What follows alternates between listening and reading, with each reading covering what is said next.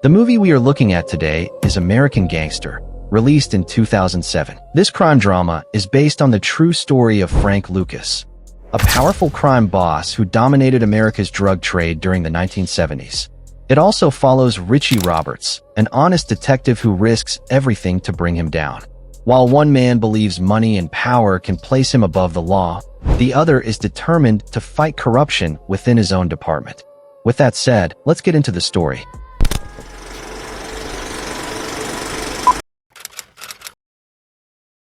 The movie begins in Harlem, New York, in 1968. At the time, the undisputed king of Harlem is Bumpy Johnson.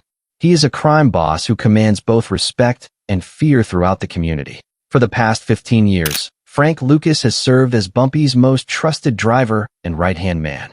To Frank, Bumpy is much more than a boss. He is a mentor, a teacher, and a father figure. Everything Frank knows about the streets and the business comes from him. On Thanksgiving Day, after distributing free turkeys to poor families in Harlem, Bumpy and Frank walk through the neighborhood. During their walk, Bumpy talks about the changing business world in America. Large corporations are cutting out middlemen and selling directly to consumers, slowly pushing out small businesses. But he never finishes his thought. He suddenly experiences severe chest pain and collapses in front of Frank. Bumpy's funeral draws massive attention across New York. Politicians, celebrities, and high-ranking officials all attend. But among everyone there, only Frank seems truly heartbroken. We are also introduced to key figures from Harlem's underworld: Dominic Catano, the head of the Italian Mafia, Nicky Barnes, a rising criminal, and Tango, who is waiting for his chance to take control. At the gathering, Tango casually places his glass on Bumpy's table without a coaster. Frank silently slides one toward him. Tango ignores it and later tells Frank to bring him a lighter, treating him like nothing more than a driver. Now we meet Richie Roberts, a detective in the New Jersey Police Department. He studies law at night, hoping to become a lawyer. In a corrupt system filled with bribery, Richie stands out as one of the few honest officers. While surveilling a bookmaker linked to a gangster, Richie and his partner Javier notice a man parking a car and walking away suspiciously. Believing something is hidden inside, they inspect it without a warrant. Inside, they find several bags of cash, millions in illegal money. After returning to their car, Javier warns Richie that corruption runs deep in the department. If they hand the money in honestly, they will be seen as outsiders. But Richie refuses to compromise. He turns in every dollar exactly as required. From that moment, corrupt officers begin seeing him as a threat. At the same time, we are introduced to Detective Trupo of the NYPD Special Investigations Division. Despite his title, he is deeply corrupt. His team steals seized drugs from evidence storage, dilutes them, and sells them back to the Mafia. After Bumpy's death, Harlem's underworld becomes unstable. With no central control, gangs begin running operations freely, and the streets grow more chaotic. Frank realizes the old system is no longer enough. A few days later, Frank meets two friends returning from the Vietnam War. He asks about his cousin Nate in Bangkok, and the conversation turns to the drug trade. Frank learns that the product in Thailand is far purer than what is sold in America. Bumpy's old words come back to him: cut out the middlemen, buy directly from the source. At a restaurant, Tango arrives and demands a 20% commission from anyone selling the product in Harlem. Frank refuses, saying even Bumpy never asked for that much. Tango reminds him that Bumpy is gone and he now controls the city. Frank places a single dollar on the table and walks away. My man. 20%. 20%. The next day, Frank spends some time with Bumpy's dog. As he reflects on everything Bumpy taught him, one thought keeps returning to his mind. If he wants to build an empire in Harlem, he needs to leave the old methods behind and find a new path. Frank begins researching the Asian drug market and soon realizes that if he can buy the product directly from the source and bring it into America himself, he could control the entire market. With the Vietnam War still ongoing, Thailand is home to several American military bases. Wanting to learn more, Frank travels to Bangkok, where he meets his cousin Nate, who is serving in the U.S. Army. Through Nate, Frank is introduced to local suppliers. When asked how much product he wants, Frank gives a surprising answer. 100 kilograms of pure product. The dealers are stunned. They simply do not have that kind of quantity available. Nate explains that if Frank wants that much, they will need to travel deep into the jungles of Thailand. The journey is extremely dangerous, but Frank is willing to take the risk. After a long journey, they finally arrive at one of the main production centers hidden deep inside the Thai jungle. The man in charge is immediately curious about Frank, an American with no backing from any major mafia family or criminal organization, has come all the way alone to purchase a massive shipment. Frank makes it clear that money will not be a problem. He explains exactly what he wants and how he intends to move it. Impressed by his confidence and presence, the supplier eventually agrees to the deal. How would you get it into the States? You ain't got to worry about that. Who do you work for in there? You ain't got to worry about that either. I mean, who you represent? Me, Who are you really? Frank Lucas, says it right there in my passport. 100 kilos into the U.S. and someone is going to allow that? That's right. My man. Frank gets the 100 kilograms he came for, but the real challenge begins now. Getting the product into America. Frank already has a plan. Using Nate's military connections, he sets up a smuggling route through returning Air Force flights from Vietnam. The product is hidden alongside the bodies of fallen American soldiers. While Frank's operation continues to grow, Richie's personal life begins to collapse. His custody battle with his ex-wife grows increasingly bitter. At the same time, he is forced to deal with the consequences of his former partner Javier Rivera. After Rivera becomes involved in a shooting incident, Richie steps in to protect him. But the situation quickly unravels. Illegal cash and drugs are discovered in Rivera's possession, and Richie realizes the truth. His partner has been consumed by corruption and addiction. Rivera begs him to cover it up. Richie refuses. With everything falling apart, Rivera tries to run. Across the country, Frank receives the first major shipment from Thailand. When he inspects the product, even he is stunned. The purity is nearly 100%. Nothing like this has ever existed in the American market. He gives it a name, Blue Magic. Stronger than anything on the streets, yet sold at half the price. The combination spreads fast. Within months, demand explodes. Frank's empire grows at an unprecedented pace. Without drawing attention, he quietly becomes one of the most powerful drug kings in America. But the consequences begin to surface quickly. Richie's former partner Javier Rivera dies from an overdose. While examining the body, Richie finds a packet of Blue Magic. By now, Blue Magic is spreading rapidly across the city. Drug use rises sharply. Overdose deaths follow. In response, the government forms a special narcotics task force. Richie is chosen to lead it. He is given full authority over the investigation, along with a team of officers who share his values: Spearman, Jones, and Abruzzo. Like Richie, they exist outside the system's corruption. Together, they begin tracing the source of Blue Magic. Frank continues expanding his empire. He moves his entire family to New York. His goal is simple: turn the operation into a family business, modeled after the Italian Mafia. He buys a luxurious mansion and gives it to his mother. The next day, Frank walks through Harlem with his 5 brothers, speaking about Bumpy Johnson and the 15 years he spent under him. Frank respects what Bumpy taught him, but one truth always stayed with him. No matter how powerful Bumpy was, he never truly controlled everything. There were always men above him. Frank refuses to repeat that pattern. Nobody will ever stand above him. Later, Frank brings his brothers to the secret facility where Blue Magic is processed and distributed. He assigns each of them a role, placing the entire operation firmly within the family. Afterward, they stop at a restaurant. While they eat, Frank notices Tango across the street. Without a word, he gets up and walks over. He demands his share of the profits, reminding Tango of the 20% cut. Tango laughs it off. Frank calmly pulls a gun from inside his coat and presses it against Tango's head. Tango asks if he really has the courage to do it in public. Before he finishes speaking, a gunshot echoes through the street. You gonna shoot me in front of everybody? What you gonna do, Frank? Huh? Come on. The killing shakes all of Harlem. Frank shows no reaction. He takes the money from Tango's pocket and returns to the table, continuing his conversation with his brothers as if nothing happened. From that moment on, everyone understands who controls Harlem. Richie and his team continue their investigation. street samples confirm something alarming. The product is nearly twice as strong as anything else on the market, yet sold at half the price. One question remains. Who is behind this all? Frank is celebrating the grand opening of his new luxury nightclub. Influential figures from across the city attend the event. Among them is a young woman named Eva. Frank notices her immediately, but his attention is also drawn to something else. His younger brother Huey is moving through the crowd in flashy designer clothes and expensive jewelry. Frank is not pleased. He pulls Huey aside into a private room and warns him not to draw attention. In their world, visibility is dangerous. The more you show, the faster you get noticed by the police.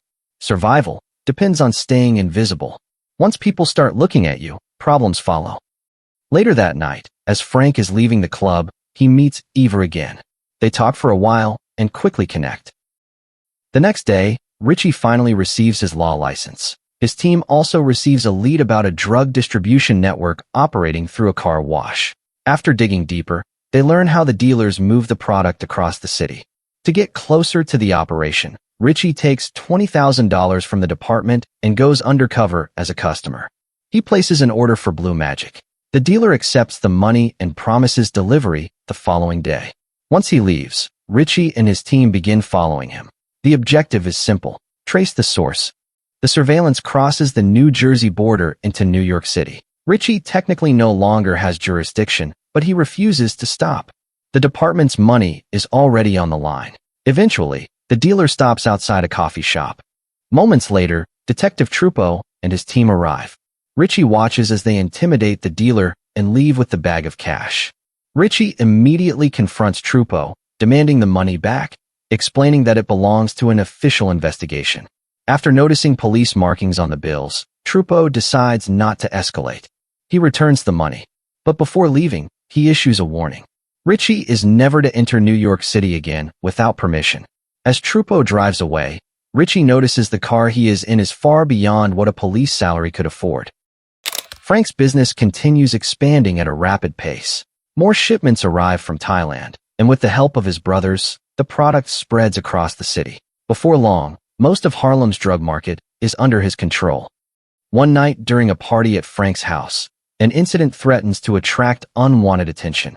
Jimmy, Frank's cousin and Huey's driver, becomes drunk and fires a gun at an off-duty police officer. Frank refuses to tolerate anything that risks exposure. In front of everyone, he brutally beats Jimmy. Eva watches this side of Frank in shock. A few days later, Frank and Eva receive an invitation from Dominic Catano, one of the most powerful mafia bosses in the city. At the meeting, Catano explains that no one person should control the entire market. He proposes that Frank supply Blue Magic at wholesale prices, while the Mafia handles distribution across the country and provides protection. Frank agrees, but on his own terms. He demands a much higher price than expected. With limited options, Catano reluctantly accepts. As they leave, Eva remarks that the Mafia clearly looks down on them. To them, Frank is just a black gangster, and she is simply a Puerto Rican woman. Frank is unconcerned. He tells her that from now on, those same people will be working for them.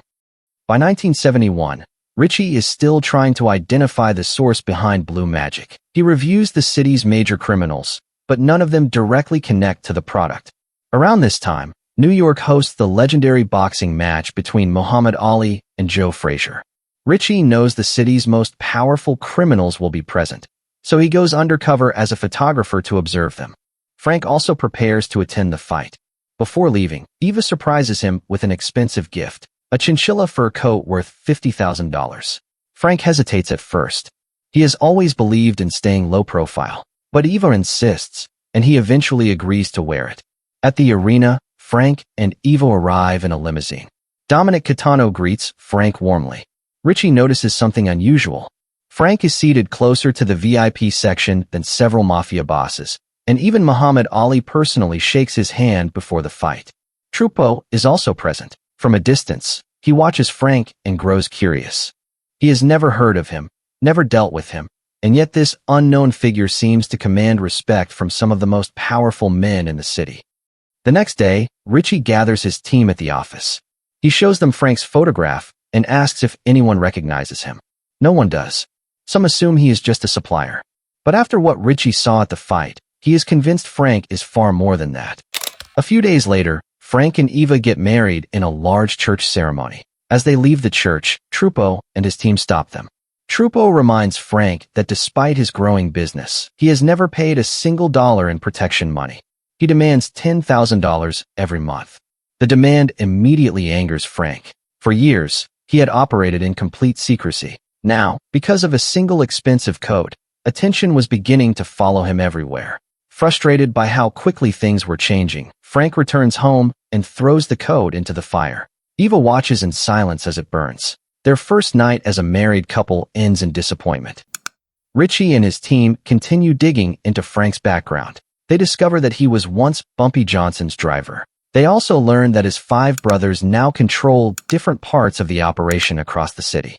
The more Richie investigates, the more unusual Frank appears. Unlike most criminals, he avoids the spotlight. He focuses on family. He stays disciplined and organized, almost like the Italian Mafia. Still, his captain and fellow officers remain unconvinced. They refuse to believe a black man could build such a large empire alone. In their view, Frank must be backed by someone more powerful. Because there is still no solid evidence, no action is taken. Thanksgiving arrives, and Frank decides to send Trupo a message. In response to Trupo's threats and monthly demands, Frank sends him a turkey as a holiday gift. Then he has Trupo's luxury car blown up. That night, Frank celebrates Thanksgiving with his family. While they eat together, the film cuts to the streets outside. Blue magic has spread everywhere. The city is now fully under its influence. One day, Huey brings Frank a problem. Nicky Barnes has been buying blue magic, cutting it with other substances, and selling it under the same name. Furious, Frank goes to confront him. Nicky argues that once he buys the product, he has the right to sell it however he wants. Frank disagrees. He tells him he can sell it any way he chooses, but he cannot use the blue magic name. The brand itself is everything. Frank warns him that if it happens again, there will be consequences. While driving home, Frank's car is pulled over by the police. At first, he stays calm. Then Huey nervously admits there is product hidden in the trunk. Moments later, Detective Trupo arrives. He orders them out of the car and searches it. The hidden product is discovered almost immediately. Realizing his brother's mistake has put everything at risk, Frank has no choice but to pay Trupo a bribe for the first time. As Trupo prepares to leave, Frank notices Richie and his team watching from a distance. Back inside the car, Frank takes out his anger on Huey, slamming his head against the dashboard for carelessly leaving the product inside. Richie, however, is growing increasingly frustrated. Despite months of investigation, he still cannot connect the pieces. One day, his friend Joey Sadano invites him to his house. When Richie arrives, Joey gets straight to the point. He offers him a large sum of money to shut down the investigation. The offer shocks Richie. He cannot believe even his friend is trying to buy him off. Joey insists he is trying to protect him, warning that Frank Lucas is too powerful to take on alone. For Richie, this changes everything. For the first time, he has a direct link between Frank Lucas and the Blue Magic operation. If someone is willing to pay this much to stop the investigation, then Frank must be at the center of it. From that moment on, Frank Lucas becomes the primary target. Christmas arrives. Frank stays home instead of going out. During dinner, he talks about corrupt officers like Trupo. He says he has no problem paying police when necessary, but men like Trupo disgust him. They have no code, no loyalty, no rules. As the conversation continues, Frank thinks about Bumpy's final years. He remembers how Bumpy slowly stopped leaving his house. Fear had taken over his life. Frank begins to wonder if the same thing is happening to him. Eva notices his mood and suggests going out. Since it is Christmas, she wants them to enjoy the night. After some hesitation, Frank agrees. That night, they head toward Frank's nightclub. But when they arrive, Frank notices Huey and Nicky Barnes outside. Without stopping, he drives past and instead pulls up at a small restaurant. Eva waits in the car while Frank goes inside to get food. On his way, he notices a suspicious vehicle parked nearby. Instinct kicks in immediately. He turns and runs back toward the car. Gunfire erupts. Bullets tear through the street. Frank and Eva survive the attack, but Frank is shot in the arm. He returns to his apartment. Huey suggests Nicky Barnes may be responsible. Tensions have been rising since Frank forced him to stop using the Blue Magic name. Frank listens quietly. Instead of reacting immediately, he tells his brothers to go home and spend Christmas with their families. In January 1973, Trudeau pays Richie an unexpected visit. During the meeting, he reveals that the attack on Frank was carried out by the French Connection organization. Blue Magic had destroyed a large portion of their business, and the shooting was an act of retaliation. Trudeau then makes a surprising proposal. He suggests a mutual arrangement. He will ensure Frank's safety inside New York, while Richie handles protection in New Jersey. According to him, Frank must stay alive. Otherwise, their stream of bribe money disappears. While speaking, Trudeau notices Frank's photograph pinned to Richie's investigation board. He is genuinely surprised. Richie is actually planning to bring him down. Trudeau asks if he is serious. Richie calmly replies that arresting criminals is part of a police officer's job. Frank meets with Dominic Catano and confronts him about the attack on Eva. Catano had promised protection, and Frank wants answers. Catano reminds him that rapid success always creates enemies. In his words, there are only two kinds of people: those who stay poor and make friends, and those who become rich and make enemies. But the explanation does little to calm him. By March of that year, the United States government announces the withdrawal of its remaining forces from Vietnam, officially ending the war. When Frank hears the news, he immediately calls his cousin Nate in Thailand. He wants one final shipment of 2,000 kilograms. Nate tells him it is impossible, but Frank refuses to accept it. He informs Nate that he is coming to Bangkok personally. While Frank prepares for the trip, Richie and his team conduct surveillance on Jimmy, the same Jimmy who once fired at an off-duty officer during a party at Frank's house.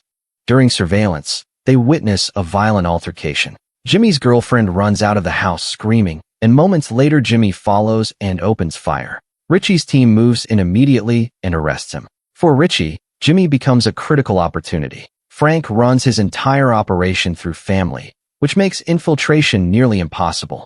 Now they finally have leverage. Jimmy is told he faces years in prison for the shooting, but if he cooperates, his sentence can be reduced. He is also warned of the consequences if Frank discovers his cooperation.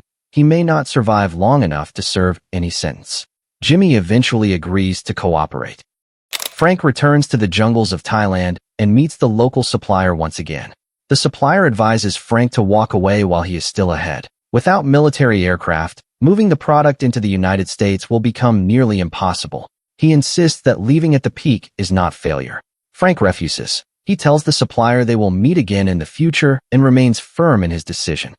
Back in America, Richie's team begins receiving critical information through a hidden recording device placed on Jimmy. From intercepted conversations, they decode details about the next shipment. Richie believes the code refers to an aircraft registration number. Further investigation leads to a shocking discovery. The aircraft is a military transport plane carrying the bodies of American soldiers killed in Vietnam. Armed with a search warrant, Richie and his team arrive at the military hangar. They inspect the aircraft and all accompanying cargo, but nothing is found.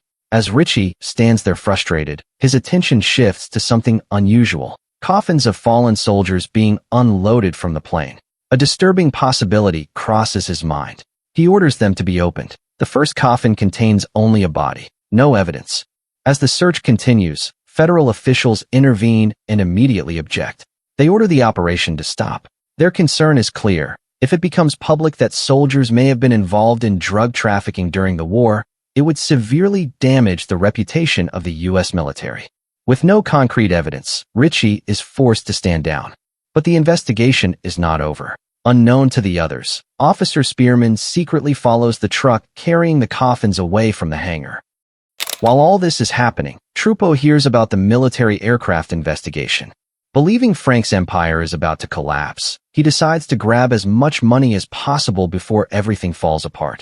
Their goal is simple: find the emergency cash stash criminals hide in case they need to flee. They search the entire property, but find nothing. Just as they are about to leave, Trudeau notices Bumpy's old doghouse outside. Suspicious, he walks over and shoots the dog without hesitation before dragging the structure aside. He uncovers what he was looking for. Hidden beneath the doghouse are bags containing millions of dollars in cash. After returning from Thailand, Frank learns what happened. His hidden money is gone. His dog has been killed. Furious, he grabs a gun and prepares to hunt down Trudeau himself. His mother stops him, warning that killing a police officer would change everything. Right now, some officers accept bribes, but if one of their own is killed, every police department in the city will come after him. Reluctantly, Frank backs down. Richie and his team continue monitoring the warehouse where the coffins were delivered. Soon, they witness workers opening the coffins and removing packages hidden in secret compartments. The truth becomes clear. Frank has been smuggling drugs inside the coffins of dead soldiers. A cleaning truck soon arrives at the warehouse. Frank's cousin Steve steps out and supervises the transfer of the packages. Rather than moving in immediately, Richie chooses patience. He wants the entire network. The team follows the truck instead. The vehicle eventually arrives at a large apartment complex that serves as one of Frank's main distribution centers. Richie calls in backup. A major police operation begins. Officer Jones enters first, pretending to be a drug addict to distract security. Once the guards are engaged, the team moves in. The moment they breach the building, gunfire erupts. A massive shootout breaks out across the complex. Steve is killed during the chaos.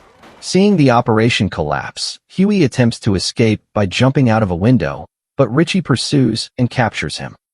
Unaware of any of this, Frank is attending church with his mother and Eva. When he steps outside afterward, the street is completely empty. Waiting for him is Richie Roberts. At the same time, Frank's remaining brothers are being arrested across the city. It takes only seconds for Frank to realize the truth. Everything he built has collapsed. Frank Lucas is taken to trial. Now a licensed attorney, Richie appears in court as one of the lead prosecutors. Despite the charges, Frank receives a surprisingly warm reaction from people in Harlem, many of whom still see him as a hero who supported the community. During a break, Richie and Frank meet privately. Frank asks about a story he heard, that Richie once turned in $1 million he found in a car. Richie confirms it. Frank respects his honesty but points out the irony that the money still returned to a corrupt system. Frank makes one final attempt, a massive bribe to end the case. Richie refuses without hesitation. Until now, Frank believes there is no direct evidence tying him to the operation. Richie then reveals the turning point. Several of Frank's Mafia associates have agreed to testify against him. Many of them resented that a black businessman built a larger empire than theirs, and now they are willing to turn on him. For the first time, Frank realizes the case is slipping away. Richie offers a deal. If Frank wants a reduced sentence, he must cooperate and reveal the names of corrupt police officers involved in the operation. Frank still carries deep hatred for corrupt officers like Trupo, so he agrees. Together, Frank and Richie begin compiling a list of officers involved in bribery and protection schemes. The investigation explodes into one of the largest corruption scandals in NYPD history. Nearly 3/4 of the narcotics division becomes implicated, and many officers are arrested. Trupo realizes arrest is inevitable. Rather than face it, he chooses to end everything before being taken into custody. The story concludes through on-screen text. Frank Lucas is sentenced to 70 years in prison. Over $250 million in assets are seized. Nearly 30 members of his family are arrested. Eva returns to Puerto Rico in 1983, and Frank's mother leaves New York for her old home. Richie eventually leaves prosecution and becomes a defense attorney. Ironically, Frank Lucas becomes one of his first clients. Because of his cooperation in exposing police corruption, Frank's sentence is later reduced from 70 to 15 years. The year is now 1991. After serving his prison sentence, Frank finally walks out as a free man. The once powerful crime boss who controlled Harlem is now an old man with little influence left. Waiting outside the prison gates is Richie Roberts. The two men walk through the streets of Harlem together. Frank admits that he no longer knows what his future looks like. Richie jokingly tells him not to worry. He won't let him starve. As they continue walking, Frank looks around the streets that once belonged to him. There was a time when everything he saw was under his control. With a quiet smile, he jokes that one phone call would be enough to get back into the business. The movie ends as Frank watches a new generation of young gangsters take over the streets. Thank you for watching. Until I return with another video.